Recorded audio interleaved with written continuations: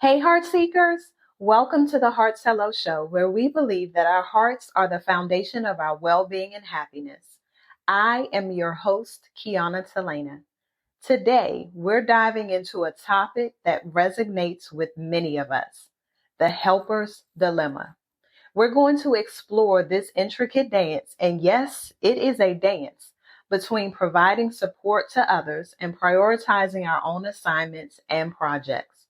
So I'm going to need you to buckle up as we go on this journey and begin to peel back the layers of this dilemma and delve into the reasons why those who excel at helping others often struggle to help themselves. First things first, we need to understand this helper's dilemma. And I'm going to sum it up in my own words. It is a bunch of foolishness, crap, hogwash that we tell ourselves to justify why others need us more than we need ourselves. Why others' assignments are more important than our own. Why it's so much easier to help others than to help ourselves. Yep, you got it. I'm coming down your street today. I am parking my car in front of your house and knocking on your door. Now, hear me and hear me clearly. I'm not saying you should not help because we have been put here to serve others in some way, shape, form, or capacity. What I am saying is that you can't be 10 toes down in helping someone else when you know that you have a project, an assignment, a calling that you are neglecting and you keep sliding it to the back burner every time your phone rings, every time you get an email that someone needs your help. Yep, that goes for family and church folks too. Y'all, I understand that there are psychological factors that contribute to this helper's dilemma, from empathy and self-worth to fear of disappointing others and the burden of just plain old perfectionism. Let me throw this in here, this caveat really quickly for you all to please note that I am not a therapist and nor do I pretend to play one out here in these TV and radio streets. I am a coach whose purpose is to help you see the true version of you. And I will not allow you to quit on you. I will not allow your assignments to be put on the back burner. I will not allow you to leave this earth without pouring out everything that has been placed down on the inside of you. So why is this episode so important to me? Because I'm raising my hand. Actually, I'm raising both hands because this is something that I have dealt with, and it has caused me to be stagnant and stuck trying to figure out what exactly is it that's causing me to not be able to move my feet. Y'all, I am a visionary and a strategist. It is nothing for me to take the thoughts of someone else and to say, oh, this is what you want to do. No problem. Let me come up with a plan to help you. But that same tenacity that I have, that same strategy that I've been able to help someone else, I'll get stuck in my head trying to figure out what to do. See, I've been having this same conversation with some amazing people in my inner circle. And the same question keeps coming up. Why? Why is it that I can't do this for myself the same way that I do it for others? And in one of the conversations that I was having is because I feel like as a strategist, sometimes we see so far in advance. Sometimes we have the insight and the foresight so far from someone for someone else that we can put all of that information in a cute package and provide it to them, and they can go ahead and execute. But when it comes to that same level of execution for ourselves, we have now looked so far in advance that it scares us. What exactly is it that scares us? Well, could it be that it's the fear that we believe that we just can't, that we just don't have what it takes for what we see to come to fruition? Could it be that we've talked ourselves out of the very thing that we know that we should be by going down this what if path? Now, y'all, again, like I said, it's me. I'm raising my hand, as the old school song would say, it's me, oh Lord, standing in the need. Like, y'all, it is hard sometimes for individuals to just move their feet on the assignments that they have been given. Yes, fear creeps in. Yes, self-doubt creeps in. Yes, this imposter syndrome creeps in. Yes, all of these things begin to creep in. But what is it that we can do? One, to recognize where did those thoughts come from?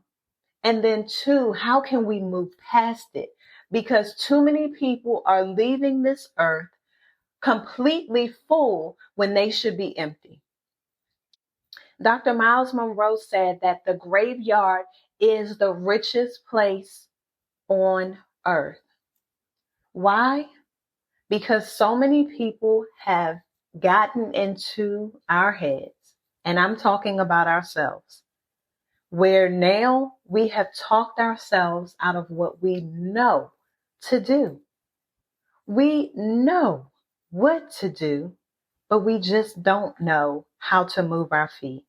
And so, yes, I understand that helping others is so fulfilling because now we have seen what was just a thought at one point for them has come to this full grown child, this full grown project that they now have manifested, which is amazing.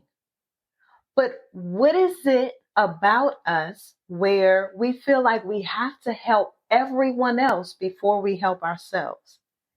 Is it that we feel like our self-worth is tied to the helping? That need for that external validation? Is it the fear of disappointing others and that weight of their expectation? Or maybe it's the perfectionism and the high standards that we strive to put on ourselves. Y'all, we have to find a way to be able to move forward and to do both. Because as I said in the beginning, we're not just here for ourselves. We have been put on this earth to be able to serve others. That is the reason why each one of us has been given these different gifts, talents, and abilities because we're here to serve. But we have to be able to find a way to do both. And we have to find a way to make sure that we're putting us in a position first before we are able to help someone else. Because if we're trying to pour out of an empty cup, what is it that the person we're trying to help, what are they receiving? They're receiving half of us. They're receiving a version of us that could be a quarter. But what if, just what if, let's go down this rabbit hole for a minute, that we took the time to figure out what exactly we're supposed to do. We have scheduled it. We are doing the work. And then when we show up to help someone else, they get 1,000% of what we have. Why? Because we have filled up our own cups. We have learned how to encourage ourselves. We have learned that it's important for us to make sure that we are good first. And so, yeah, I'm going to go ahead and say it. It's not selfish. It's not selfish to put yourself first. It would be considered selfish to not put yourself first. Again, I just have to keep reiterating the fact that, yes, we have to make sure that others in our lives are taken care of. But we can't show up and give them 100% when we're at 15. We can't show up and give them 100% when we're at negative 15. We have to be the best versions of ourselves so that when we give ourselves to others in these projects and these tasks that they have assigned to us, that we can show up and be excellent in that assignment. You all, I hope that you're getting something from this, and I hope that you're hearing my passion behind what I'm trying to relate to you today, because it's personal for me. It's personal for me because I know what it feels like to not be able to say no. I know what it feels like to have the weight on my shoulders of feeling like I need to help everyone else. But I was actually the person that needed help. I understand that those who have this helper's dilemma sometimes don't want to ask others for help. But why is it that it's okay for everyone else to ask you for help, but you can't ask anyone else for help? You have to be in a position to be vulnerable enough to share with others that you need help. You have to be able to speak up for you. No one else is coming to your defense except for you. So if you're burnt out, that's because you weren't able to speak up for you and tell someone no. So what are some ways that we can overcome this motivation gap and this support gap so that we can explore, that same level of support and encouragement that we give to others towards our own goals? The very first thing that we need to do is set clear boundaries. Let me slow that down a little more. Set clear boundaries. Yeah, I was the absolute worst with boundaries. Being 100, I had no boundaries. If you would call me, regardless of what time you needed me, oh, I'm trying to figure out how to knock this out for you. What is it that you need? Oh, okay, I got it. There were no boundaries. And so, in order for us to show up the way that we need to, we have to establish boundaries between the role as the helper and our personal time. So that's going to require you to sit down and figure out what are your personal times first, not the times that you're able to help others. You have to set, just like being on the plane. They said, put your mask on first. So you're going to have to take the time to sit down and figure out what days will you be doing what for you first. And then after you've established that, when people reach out to you for whatever it is that they need, you already know when you have the availability to do so. So that's going to be the first thing. Set clear boundaries. The second thing is practice self-compassion. When you're helping someone else, you're able to treat them with a level of kindness and understanding that sometimes we don't grant ourselves. We have to treat ourselves with that same level and acknowledge our own needs and feelings without judgment. We can be the hardest critics on ourselves. So, y'all, we have to practice that same level of self-compassion towards someone else. Practice it with yourself. The third thing in us motivating ourselves, we're going to have to challenge the negative thoughts. Challenge the negative thoughts. Y'all, we are our worst critics. We are our worst critics. Half of the time, no one has to say anything to us. We have so many thoughts swirling in our head about what we can do, what we can't do. If we go this route, what will happen? If we go that route, what will happen? How about you just go straight? How about you not even try to figure it out? Just go. Put one foot in front of the other and just walk. See where it leads you. See what happens if we can just counter those negative thoughts, because if there's constantly negative thoughts swirling around in your head, you'll never do the very thing that you know that you're supposed to. The fourth thing is going to be, and I talked about it a little earlier, practice saying no. No, no, nah, nope, ain't gonna happen. No, thank you. Whichever one you choose, practice saying no.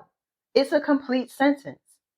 Again, It goes based on your boundaries. So when you say no to something, or when you say yes, when you say yes to something, that means you have to say no to something else. What exactly are you saying yes to that is causing you to have to say no to something else? I know that it's hard to say no to the people that you care about. I know it's hard when the people that you love the most come to you and they're in this dire emergency. Everything they have is an emergency. Let me tell you something. Their emergency is not your emergency.